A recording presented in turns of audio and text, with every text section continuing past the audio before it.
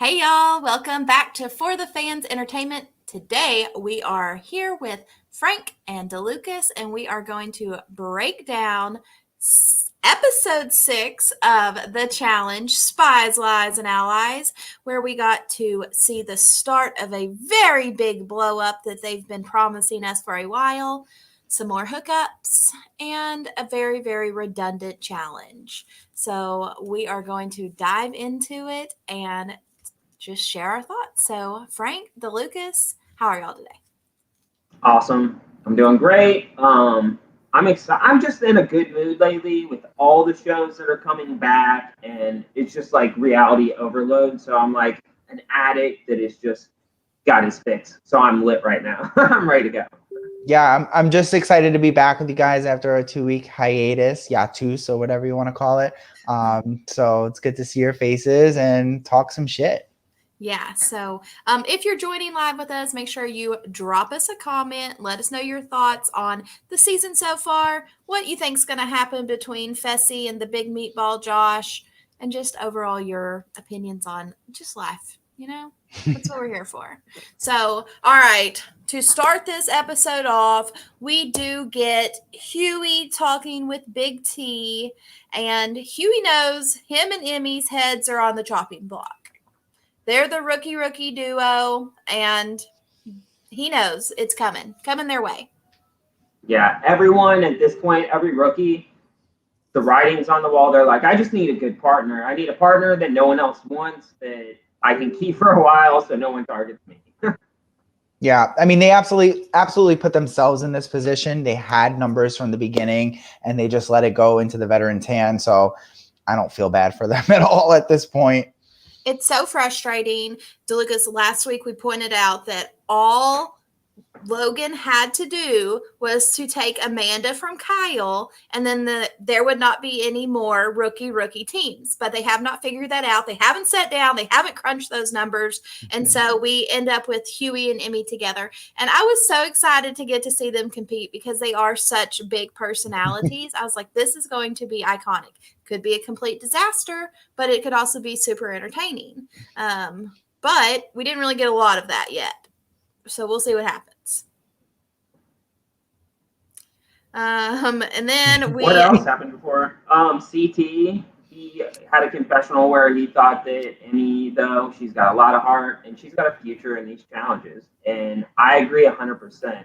Out of all the rookies, she is the front runner for me. She gets the most airtime and most confessionals. Later in this episode, she has an awesome little moment. So I'm on the same page with CT. Yeah. I'm on team Emmy. Yeah, I see a lot of potential in these rookies. I just wish that they would use their brains. It seems like most of them are playing for the next challenge or to get invited to the next challenge. And it's like, you have such an opportunity right now. Why are you wasting it? And it's kind of frustrating. You got to take advantage of the opportunity you have now because they have such a wide pool of people to pull from, and you've got to make an impact. So sitting back, cruising, that's not going to do it. Come in, make a bang like Huey, make a bang like Emmy. That's what they're going to be attracted to bringing back because they have to make a television show.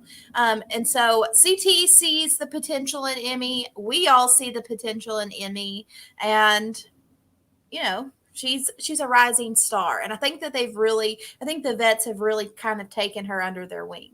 And I do think this was a breakout episode for her, even though all of the episodes have kind of been breakout episodes for Emmy. But, you know, getting to learn a little bit more about her and, you know, her background. And she talks about how she was bullied as a child and she's just never really fit in. And I'm like, yeah, you were born to stand out. Like, that's why you don't fit in.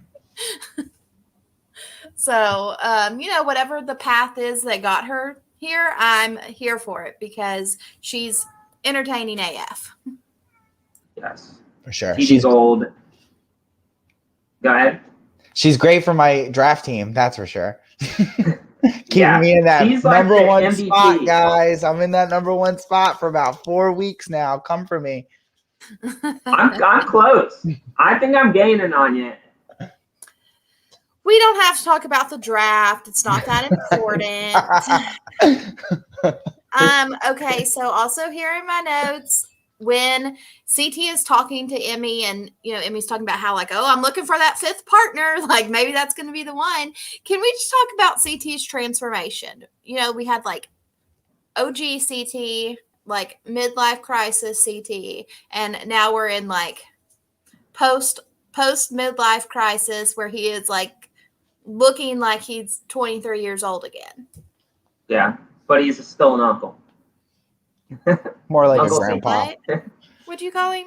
Oh, what Emmy called him, Uncle CT. Didn't you refer to him as an uncle in the episode? Okay, no, I don't look at CT and get uncle thoughts, okay? Because he's looking good. Debatable. Uncles can look good. The day I was born, I was an uncle because I got a really old sister. So uncles can be awesome too. No, not that uncles can't be awesome. I'm also an awesome aunt. I've got like 23 nieces and nephews, but I'm talking about being attracted to your uncle because I look at CT and I don't feel familial vibes. I need my wife to jump in the comments and defend attractive uncles. Dawn is here to defend CT. Debatable. Like, what the fuck? Yeah, debatable, Dawn. Sorry, I go against the grain. CT has never done it for me, and I love Fessy, so. Okay, well, we're going to get to Fessy. You are kind of chaotic like Amanda, so I could see you and Fessy being a pair. That's my taste level, so that says a lot about me, right? All right, so yeah, let's talk about one of the other stars from this episode, and that's our boy Josh. And I've been seeing so much Josh love out there on the Facebook world where, all these people are like, you're anti-Fessy. Like, you just have to find that one person that everybody hates more than you. And that's what Josh has found in Fessy. And people are like, yes, give it to him. Find the Karen in the room and just let her be the punching bag. Smart tactic. I never thought I'd utter these words, but Josh is growing on me. He is. Even though he's coming from my future baby daddy, he is growing on me. Strategically, socially, he's a little more likable, even though he's doing the most. I don't know. It's a new day. Yeah, he's even hooking up with people too. Yeah, he's actually getting some action in the house. Like our little baby Josh, he's spread his wings and flown away from the nest. I have a theory on that, though. Are we going to talk about that eventually? Because I have a theory. So we can go ahead and talk about him and Esther. We do get Josh airing his grievances to Esther about Fessy of like, he backstabbed us and we were supposed to be in an alliance and da-da-da-da. And like this attraction between Esther and Josh, like there was no build up here for us, y'all. Like they just dropped this. Boom.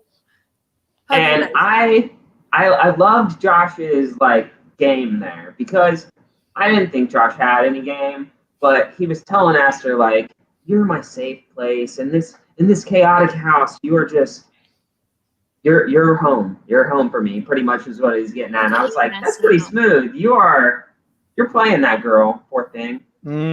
See, I would disagree. I think Esther is playing the shit out of him. So we know to get invited back, you have to make a mark on the game. You have to have a hookup. And she sees Josh as a perfect opportunity for her invitation the next time around. I don't think she's genuinely interested in Josh. Who would be? You'd have to be blind. The girl is a lot smarter than people are giving her credit for. And I think she's just looking at it as a invitation for next season, honestly. I mean, if you have to intertwine your story with someone, getting in the mix with Josh and Fessy is not a bad angle to take. Yeah. And the thing is I think that, Esther has laid out, she is super smart. Like, she's got her master's and PhD and everything else. So she's smart completely, but this episode made me question her a little bit. I think she's still smart. I think it's all a facade. And I love how she proved big picture smart, yeah. I think she proved that she's going to pick her partner over her, dick appointment for sure. Yeah. So anyways, a little more love blooming here in the challenge house. Y'all can share your thoughts on Josh's first real love connection. I mean, he had his little obsession with Georgia. I think that was definitely not going anywhere, but this is his first one, y'all, that's maybe kind of mutual for whatever reason, whether it's game, real life. He's getting some, okay? We also get Amanda talking to Fessy, and Amanda wants Fessy to squash it. And Fessy sounds like a full-grown man-child here, DeLucas. Come for your boy, because he's like, I don't want to apologize to Josh. Josh always wants me to apologize to him. I don't blame him. He doesn't owe Josh an apology. He doesn't. He made a game move. I mean, he's thinking revenge, right? And so you have to think that people are going to come after you. So I don't really disagree with his move to go after Amber. I think it was a decent move on his part. So, I mean, I think you've made this bad alliance, and obviously someone has to be the person to pull the first punch. But, like, you can't swing and miss. Right. That's where he messed up. Or it leaves you in the situation that you're in. And, like, if you're going to, like, look at the matchup. I mean, we're Corey and Michelle, like, this dynamic duo? Not necessarily, but, like, I don't think it was a slam dunk that they were going to be sending them home. I mean, they weren't bad, but, like, what made you think, you know what, I'm going to send last year's winner down against these two rookies, and they're for sure going to beat her? He's not smart. He's not smart. He proved that on Big Brother. He's proving it on the challenge. His emotional IQ, his EQ is incredibly low. And I'm not a fan. I've never been a fan. I wish he would stop. I just feel like it's all fake. That whole, his brothership with Josh, I don't think it was ever really real. I think Fessy is so consumed with himself that all the relationships he has are to benefit him in some way. That's my opinion of him. I could be completely off, but I mean, and look, I mean, he's with Amanda in real life. That's all out and about now. After the show, him and Amanda are together, and I've never felt Amanda was like had the greatest character on the show. So, Fessy's just messy for sure. We're going to agree to disagree. Amanda is a great character. Character, yes. Person, I don't know. I don't know either about that. I don't know. I guess I always had a soft spot for men I can manipulate easily, and he just gives me off that vibe. Well, yes. Ding, ding, ding. Yeah. Going back to your point about the Huey and Amber being a slam dunk. If you look at it, if it was any other kind of challenge, a physical challenge or something like that, I think Corey and Michelle easily win that challenge. So not knowing what it was going into it, I think they were thinking it could be a slam dunk. Yeah. I mean, like, if I'm going to basically backstab my alliance, I'm going to make sure, like, okay, this group here, they're for sure coming back, and I'm going to throw her down there so that she's out of this game. I don't have to worry about it. Hopefully nobody's too pissed. She doesn't have that many connections, whatever. But yeah, and Fessy's got a track record for winning these daily challenges. So why blow up multiple people's game? Because that's going to have repercussions. He thought that, if I go against her, since she's the only one I've got beef with, it's not going to affect me at all. No, she was tied to other people's games and was blowing their game up. So I don't know. He should have just waited, let it play out. He's going to win another daily because he's got a strong teammate, and then make the move. Yeah. But was she so connected? Because she came in like 3 episodes in. So how strong were her connections really, other than with Josh? Right. No, I mean, I don't think that taking the swing at her was necessarily that big of a deal, except that breaking the truth. You got to follow through. Right. You got to follow through with it.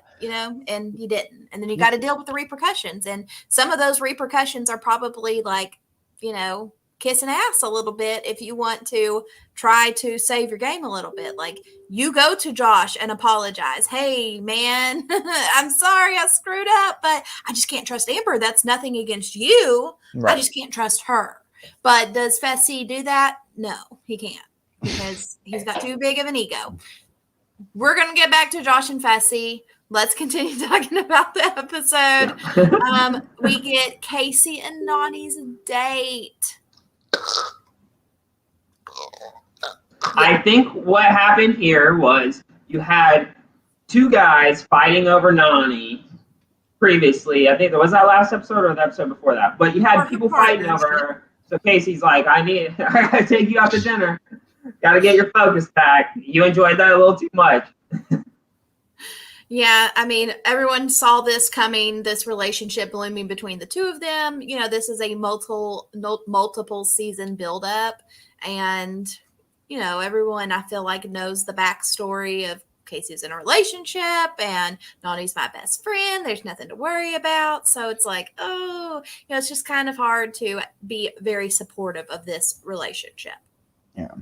Casey's just boring to me. I'm sorry. I hope that she does not get invited back from here on out. Let her and Noddy go live a lovely life somewhere and never come back, because she just doesn't. She's a great competitor. I loved her on Big Brother, but I've seen enough of her. Like, next. Thank you. Next. Yeah. Yep. So, I mean, I'm good with that. Unless y'all have anything else you want to add about their little date. Meh. Yeah. Agreed. Yeah, okay. That's me. So, let's talk about the daily challenge. Turning agents.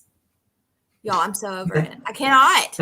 Like, it came on and I was like, I honestly want to fast forward through this because I am so damn tired of the same thing. They should have called it Donuts Make Me Go Nuts. That'd have been better, I think.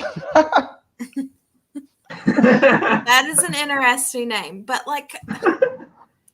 Come on, MTV producers, like, it's played out. We've seen enough bombs be deactivated.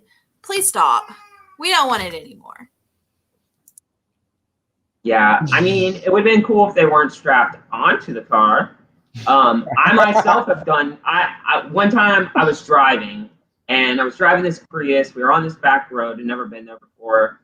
I put the cruise on 45, and I told my buddy, I was like, grab the wheel. He's in the passenger seat, and he grabs the wheel, and I just climb out of the car and get on top of it. And it's an adrenaline rush. It's pretty cool until you realize I could fall off this thing and die at any moment. What if the road comes to a T? You don't know. So I think they were just too safe. I think if they would have maybe not been strapped on and could have went flying off, that's what I'm there for.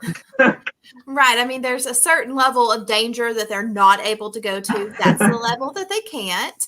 And so, yes, knowing the fact that, like, you're not going to fall off. And every single one of the men that was strapped onto these cars was, like, doing Superman, like, oh, look at me, no hands. I was like, bitch, you are strapped onto the car. You cannot fall off. Like, why? Why are you all doing this? What is it about the male gene that made them do this? Could you two please answer that?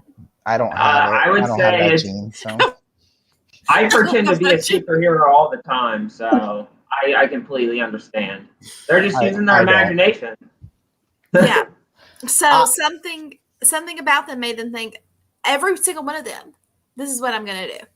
It would have been more interesting if we saw some, like, puking or something like that. I feel like this has been a pattern. We get a really good challenge and then a letdown. So, like, let's not give them $1 million anymore. Let's take $250 off the top and invest that money into the challenges, because MTV, what are you doing? What are you doing? It's just so played out. We've done the cars, we've done them driving them, we've done the stunt cars, we've done them on top of cars. Like, we want headbangers. Please, like, actually, let's decrease the budget. And I want to go back to, like, the mud piles and that just. And where they just brought a backhoe in. This was impossible to follow. Like, I had no clue who was doing good. I have no clue what the hell they were even trying to find. Like, what was going on here? What's going on with Frank here? No, I'm kidding. I don't know. My camera does that sometimes too. It'll just take a minute. It's the male gene he's got, so it's blurring him out. So yeah, no, you couldn't follow along with it. It was completely pointless. Frank, come like super close to the camera and then back up. Like let it focus. Now back. There you go. Slow. Good thing I plucked my eyebrows today. There we go. All right. So We're back. Anything else to add about this daily challenge? No, I just felt it took up way too much time. Berna, she loved it. She felt like she was in an action movie. So that was one that you would feel like you're in an action movie. Like, I'm sure for them, the experience is cool. But for me as a viewer, this is played out. I don't care about them detonating no more damn bombs. I don't care about them being strapped onto cars and for me to have no clue who's doing anything. The only way you can tell who is doing good is because who they actually played the whole sequence for. Like, it's do better. Step your game. You know who's going to do really good and who's going to do really bad. We did have Huey. He wasn't even looking at the he was just trying different numbers. It looked like he's like, no, I'm going to get this. Yeah, this was a must win for Huey and Emmy. They did not work well together, which I think is going to be very, very interesting come elimination time to see if their communication's any better. Doubtful. Doubtful. Yeah, and now we have to wait a whole week for that elimination. That's one of the things that just left a bad taste in my mouth. I don't like that. I'm not going to be satisfied until I see an elimination. Right. That's how I know that I can move on to the next task and get on with my life. Now I'm be hung up in turmoil all week.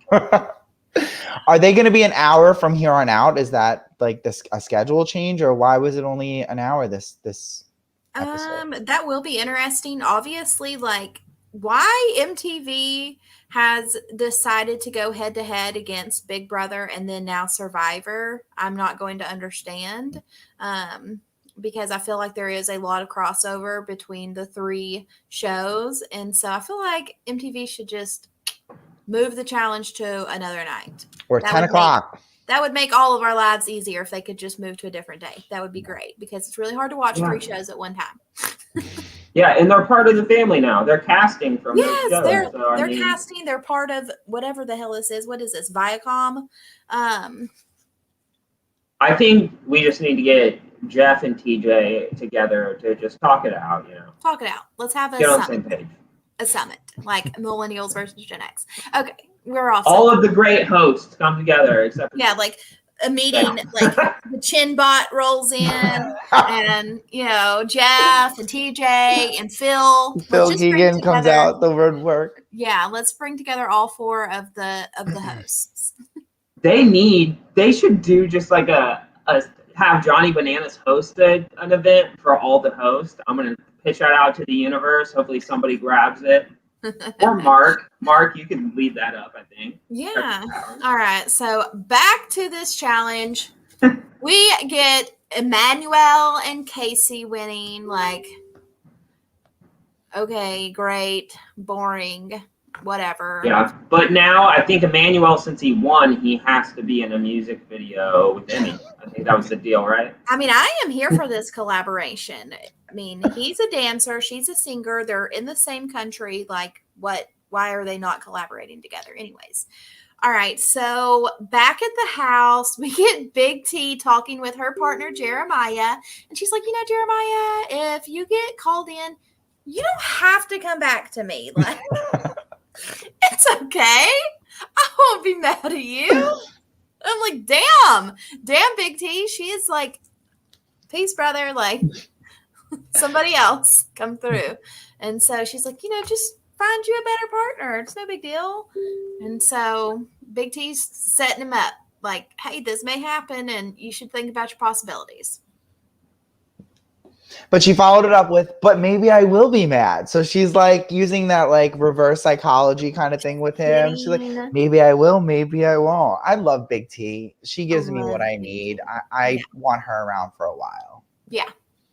Yep. And so all of the rookies are worried. They realize that, there's a few of them that haven't been down into an elimination yet. Esther, Priscilla, Jeremiah. Is that about it? I think those are kind of the three that haven't been in there yet. And so they're like, ooh, this could be our time. Like Esther, Priscilla, good chance it could be one of y'all. You think it would be Esther? I don't know. With Casey being like, assuming that Emmy and yeah, I don't think that Casey will vote in Esther because Casey and Fessy are too close, and so Esther's going to be protected through that. Right. Patricia will go in though, and I feel like Emmy does have a lot of support from the vets, and Fessy has like become CT's little like lapdog this year. Like, have y'all noticed him like following CT around? Like, yeah, CT, you're really good. I love you. And so I don't think that he is going to want to try to get Emmy out. Like, I think that they're going to want Emmy to come back. So they're going to give them somebody that they're likely to come back against, I think. Yeah, I could see that. So. And I'm a huge Emmanuel fan. Like, I like him so much. The dude just seems so smart. Did you guys notice he was rocking a hidden immunity idol? He had that big old thing on. I was like, yeah, that looks like an immunity idol. It's probably from his season. I don't love Emmanuel. I love him. I could take him or leave him. Yeah, I think there's so much more we haven't even seen. I think once he comes back for a couple seasons, he's not. I don't think we'll see him again. Why is Emmanuel becoming boring being partners with Casey? Like, you take the company you keep. Okay? Yeah, and Michelle she's rubbing off on him. And maybe he was a little bit interesting, and now he only has Casey, and he's boring. Yeah, well, he's letting Casey take the lead, which is the smart thing to do. That's what I'm saying is I think this guy is super, super strategic. I think he's super smart. But I think he's just riding the wave, being on this chill vibe with a strong partner. I think he's playing a super smart game. And I think there's so many more layers that we haven't seen yet. I don't necessarily disagree with that, but we'll see. We'll see what happens with him. I still want to see what happens when they don't agree, right? What if Casey and Emmanuel have different opinions on who they want to throw down? What's going to happen then? Because that's going to happen eventually, I feel, right? Are they always going to be on the same page? I hope not. I'm waiting for it. Always takes the precedent and is like, this is what we're doing. This is annoying. The great plan. And the rookie just goes along with it. So we'll see. We'll see what happens. I can see Huey being the first one to disagree. If he ever won, like, there's a scenario where he gets on a veteran partner and they win, he's going to be the one that's like, fuck you then. Yeah. All right, so we have them getting ready for the club, and Emmy is going to have her big special moment here. And we've got a new witches coven. So we got our witches in Survivor, which I'm a big fan of, and we have the witches now in the challenge, and that is Amanda, Ashley, and Noddy. And no, big thumbs up. Love this trio. I'm here for the witches. I don't like the witches. And so anyways, she calls their wing the witches wing, west wing, I think. So, little White House shout out there. But what does Amanda call her and Ashley? Did anyone catch that? Because I could not understand what she called them. And she was like, hey, we're going to take care of you. Either way, like, this is your moment to shine. Let's do it. Ashley pulls out her little red dress for Emmy, and I'm like, damn, girl, she's not even lying, because this is a shirt. Yeah. But, okay, so we're going to go to the club, and Emmy tells us, like, knows that she's on the chopping block, and she may be going home, and she's been saving something special for them for this moment. And she is going to get on stage and she's going to sing. And she has such a great voice. And Emmanuel tells us that she is a famous Romanian singer. I'm like, what? How do we not know this? Like, this is an important detail, I feel like. Well, on her season of Survivor Romania, it was regular people versus celebrities, and she was part of the celebrities tribe. So I knew that. I just didn't share that with you guys. Okay, well. Always holding back on us. Yeah. So, I mean, I am so impressed with her. Like, I thought that the song was catchy. It is a bop. Like, put it on the. Yeah. I'm an alien. Can we all agree that we don't want Fessy to ever sing again? He can sing to me anytime he wants. So back up. Oh my gosh. But she looked amazing. I mean, even from the makeup to the dress. I mean, Ashley, you're a thought. What are you wearing? Like, why is that even in your suitcase? But also, did you catch Amber B giving like a baby Spice vibes with the little pigtails and the little flannel, like little thing she had going on? Amber B's gorgeous. Like, we're fixing to get into her and like what she, personally has going on, but you can't take away the fact that the girl's just stunning. Yeah. So we agree on something tonight. So in the club, we get Amber B bitching. Drinking too much and getting all in her feelings again. She can't let it go, y'all. Yeah. And as much shit as we're giving Fessy and Josh for not being able to move past theirs, Amber, like, same thing. You got to have some game awareness. And even if you're pissed, you got to put it in the background a little bit and you've got to move on. She is turning everyone around her just off. She's turned them off. And I feel like she's coming somewhat of like, what was her name? She just came back last season. All the girls always hate her. There's a lot of people I could think of. Damn it. No, she was in retirement for a long time. Jimmy. Cara Maria. No. Laurel. No. God damn it. You guys talk. This is gonna bother me. All right, well, we'll come back to that. So yeah, she doesn't have the game awareness of like, hey, I need to move past this and let it go, even if I'm pissed, but like plot your revenge in the quiet. And maybe this is where alcohol, loose lips sink ships, and the alcohol loosens that up for her. Teresa, thank you, Dawn. Yeah, there you go. In the chat. Yes, thank Dawn. You. My brain can rest now. Thank you, Dawn. Yeah, she does kind of give off a little bit of Teresa vibes. Like, I like Teresa. I'm a fan of her, but she does bitch a lot, and so I can see that a little bit. But she can't let it go. And Berna and Esther, they're done with her. And I think that their confessionals were really, really good, where they're like, look, you're fake, and you're always telling people that you're nice and you're loyal. If you are those things, then you don't have to tell people. It's done by your actions. Facts. I also don't think she understands the thing, like what a blind side is. A blind side is, I'm not going to tell you I'm putting you in. So her whole thing is, you could have just told me. You could have just told. No, girl, it's a blind side. You're not supposed to know. And like Esther brings up too, I think everybody in the house knew. Like, it's not like it was a complete blindside. I mean, I think that Amber knew deep down that there was a possibility this was going to happen. She may not have wanted it to, but I don't think it was like, what? Like, I'm not even dressed for this.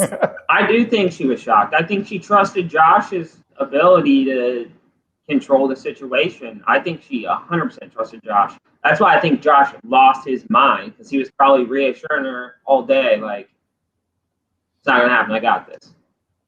But I also think her anger should be more directed at Josh, because why didn't Josh give her the heads up that, hey, you might be going in, mentally prepare yourself? So I would be more mad at Josh than I would be at Fessy, right? Because her and Fessy don't have a great relationship. I would expect my partner to at least prepare me for the chance that I might go in. Yeah. What if that's why he blew up so big, to kind of make her feel safer? Like, I'm not going to get mad at the guy that just yelled for 30 minutes for me. Like, I think that could have been strategic on his part. Yeah, that's a good point. So, I mean, I don't know who she should have been mad at, but You got to get over it. You're starting to get on people's nerves. You don't ever want to do that. Like, you don't want to give people a reason to vote you in. And that's what you're doing. So, but it's all, this isn't the time, y'all. Amber realizes that right now is not the time. She needs to have a conversation with Fessy, but now's not the time to do it. Just wait on Wait for the pizza party. Wait for the drunken pizza party. So they're all back. They're all. I honestly thought that it was going to come to blows, like that somebody skipped over her pizza in the oven. Not that somebody was going to eat it. Not even Fessy. Fessy doesn't even eat it. But she just needed an excuse, y'all. She found it and she went for it. Yeah, didn't we get a fight over pizza last season? We've had several fights. Like last season, it was over quesadillas or eggs. I can't remember. Between CT and Casey, and Josh put himself into that one. And then we've seen where Marie threw the pizza onto Brittany and Brad while they were having sex and said, "Want a pizza, me?" That was classic. Bring Marie back. Bring Marie back. So they do tend to have some problems that center around pizza. Don't fuck with pizza.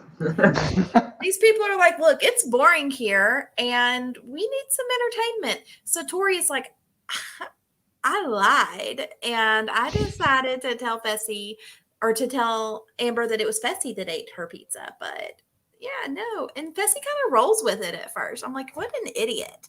Like, why are you going to take this? But he does. And it's just the opening that Amber needs. And yeah, I think that was strategic because she had mentioned earlier in the episode after Casey won, like, Casey's just so unpredictable. You don't know what Casey's going to do. So she's like, let me just push the narrative a little in one direction. Let's stir this pot. First off, my husband is celebrating Ramadan. If he wants to eat the damn pizza, let him eat the pizza. He hasn't eaten all goddamn day. So what? Jeez, help us. Okay. So he ate the pizza and Amber is getting her opportunity. He did not eat the pizza. Well, he's eating some pizza. Okay? And Amber didn't want to eat the pizza with the meat on it, y'all. Like, I'm a vegetarian. Bitch, you're eating cheese and you're eating pizza. It doesn't matter. Just eat a damn pepperoni. It's okay. So anyways, she's going to take this opportunity. Hey, Fessy, like, why'd you blindside me? You could have given me a heads up. This is going back to your argument. And Corey and Tori are like, we need Josh. Like, Josh needs to be in on this. So they run and get him, and everyone knows how this is going to go. And they're all filing into the living room because they're all here. This was the first time I've seen Devin try and stop drama from happening. He's like, lock the door. Hi, Josh. We don't want this right now. And I'm thinking to myself, like, wow, this is a first. That's a maturity because Devin is like, no, Josh cannot leave this show because I can't beat anybody else. Please don't get yourself in trouble. Anybody have any highlights from this fight? Like, I feel like this has been a buildup for weeks and we still don't really get the good part of it. Yeah, I wish we could have heard more of like what was actually said. Yeah. Because I know Josh had beat, as Fessy said, he's putting all his business out there. Like, I want to know some of the business. Yeah. I'm like, I couldn't understand the business. Everybody was screaming at each other and cussing, and they're bleeping you out every 3 seconds. And Corey is like in there, he looked so happy and so excited for that fight to happen. He was egging that on too. Yeah, I mean, I think this is a good situation for everyone but Fessy and Josh. Right. And I think that was the intent for sure. Yeah. I don't think it's good for Esther either. Let's talk about my girl Esther, because the pterodactyl noise that comes out of her mouth when she inserts herself into this argument is a whole ass vibe, because she's like, and I had to rewind it just to hear her scream coming into this. And I'm like, that's how I want to start entering conversations. Whenever I need to interrupt, I'm just going to scream like Esther. So y'all better just be ready. Yeah, and I mean, Esther is like, no. She's trying to shut this down. And Amber, you're fake. You're always trying to tell people that you're nice and you're trustworthy. And no, I've got your number. You're a fake bitch. Throws the drink on her. Yeah, and I thought it was awesome until the drink got thrown. That I hate drinks being thrown. One, drinks aren't cheap anymore. Two, that's like spitting in someone's face, in my opinion. I'm not here for it, especially in the world we live in now, where we got to worry about so much shit. Just like it's uncalled for. Yeah, it's uncalled for, but like, guess what, Esther? You can just go on and pencil your name into next season, baby. Right. Yeah. This was her episode for sure. This was her episode. I'm not mad at a drink toss, but I think there's more that could have warranted it. Like it wasn't at that level yet. I would have let it play on for another hour and then you know what I mean? It just seemed very premature. Yeah, the argument. It was a premature drink toss. Yes. I think we can all agree on that. Like that, it should have escalated further before drinks got tossed. See, DeLucas would have finished his $12 drink. Put water in it. And some ice cubes, some big ass ice cubes. Let me finish my wine real quick, and then I'm gonna throw some, dollar store water. Right. Well, this is $7.99 Arbor Mist, so it ain't all that fancy. Anyway. It doesn't matter. So I think Esther's just really playing every angle for the return, because right now she's got exes covered for her and Josh, and now she's got rivals covered with her and Amber B. I think we're set. Yeah, she's smart. She is entertaining. She's a good competitor. She's kind of an all-around package. So good for you. At the end of this episode, we do get just the face shove right here. And that's where the episode's going to cut. What's going to happen? I hope he swings. If he's going to go home, I hope he at least freaking swings. Makes it worth it. Right, because that was nothing. That was just like, get out of here, you little gnat. You know, like. So do you think it escalates from where it left off? Or do you think that was the climax and we just see the repercussions? I think that's the climax. Like everybody is already there on them. Like in the good old days, they would let them beat the shit out of each other for like 20 minutes and then they would like hop in and try to separate people. But now like the producers are already there. Like security is already trying to separate them. Their fellow challengers don't really want any of them to get kicked off.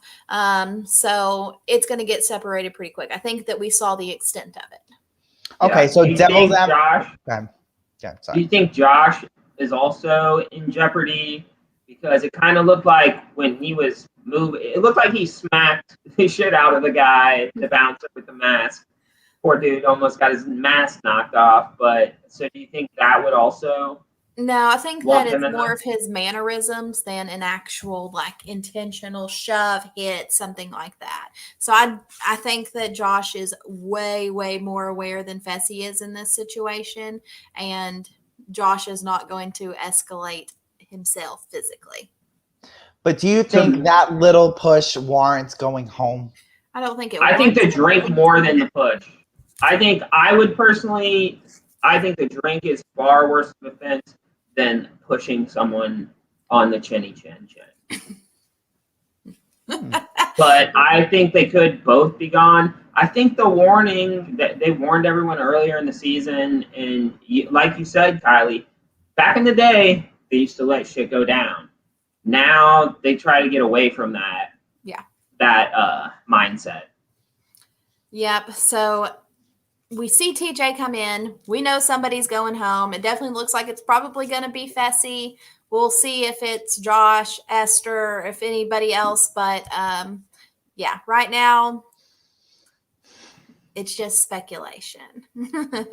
And we got to wait. It sucks because the challenge Fessy's been waiting for, he might not even make it to his overall.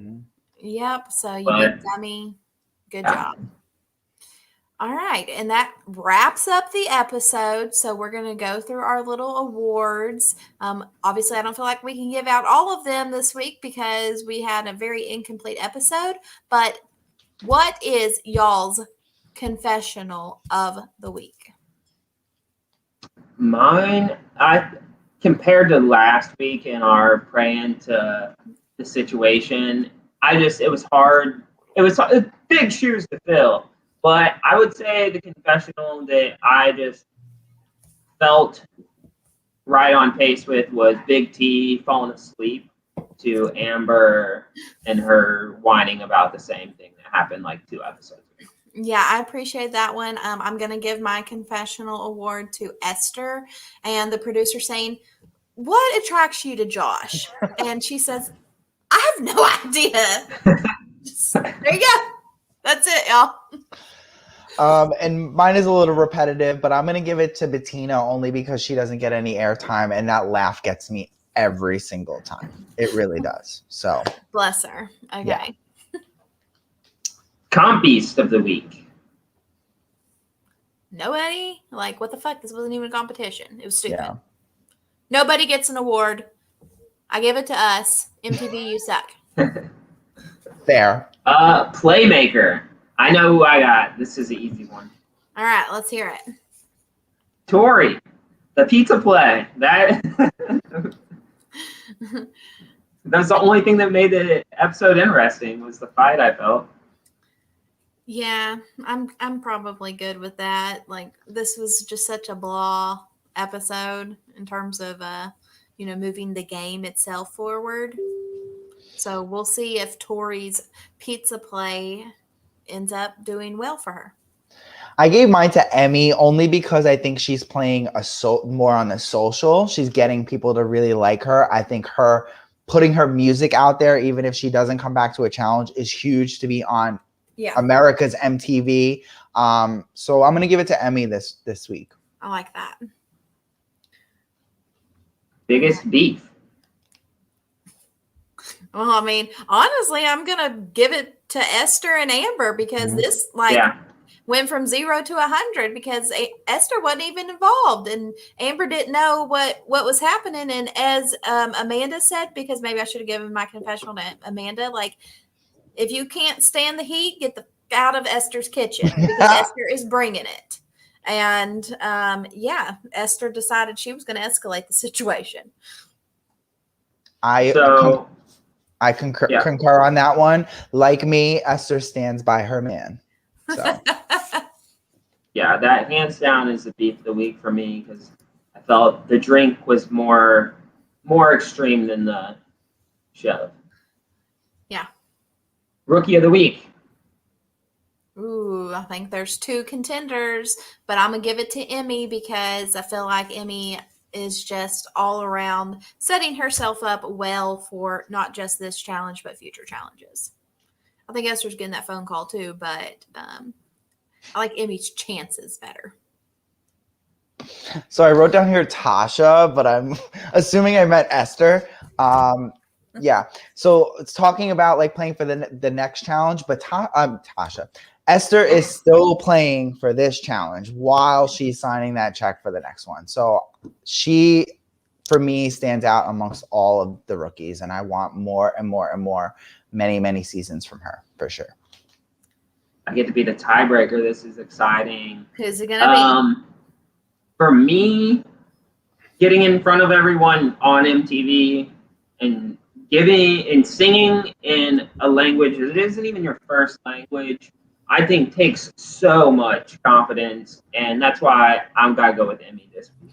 Esther, I think, is fantastic, but the singing on the stage, as CT, the challenge unplugged, I thought that was really cool. Yeah, that was cool. Fair. All right. We got anything else for this wonderful episode of Spies, Lies, and Allies? No, can't wait for next week. I feel like we keep saying this. Next week. It's coming next week. We're for real going to get the conclusion of this little, beef between them, and we'll see what happens. Coming up in the world for the fans' entertainment. Next week, we will start our coverage of Survivor 41, a new era of Survivor, and we will be live with a recap episode on Thursday. We are typically going to be live on Wednesdays directly following the episode, but we're going to be live Thursday this week. And we are also adding in another special show. Frank, tell us about it. We are going to be jumping on every Thursday at 8 Eastern Standard Time. That'd be 7 Central Time, right? Yeah. I'm learning. And we're just going to deep dive on the castaway that was evicted that week, or not evicted, sent home that week. So we're going to kind of dive into their game. I got awesome people joining me that really understand the game and the strategy side of things. So I'm so excited to hear their takes on it and get them a part of the wonderful family we have here. Yes, and we will be continuing our coverage of the challenge and then, transitioning into the Challenge All-Stars when that comes. So we're going to just continue to cover as many things as we can and hopefully bring y'all some good content. DeLucas, you got anything going on you want to plug? Yeah, just a little something. So Frank and I are up here talking a lot of shit, but if you want to see us put our money where our mouth is, check out Mayhem Manor, premiering in 3 weeks and 2 days. We'll both be entering a house with 40 people to see how we do at the challenge. Can't wait to At least we know we're going to look great. Yeah. I can't wait to see it. I can't wait to see the drama that unfolds from it and to follow along and talk about it. So, all right. And then the Friday following the premiere of Survivor, we have a game night. So I think that's going to be a really fun one because we're all going to be on that Survivor high. Yeah, it's been a long time, y'all. We're ready for it. All right, we will be back next week to cover episode 7 and with all of our Survivor content, and we will see you guys next week. Bye, y'all.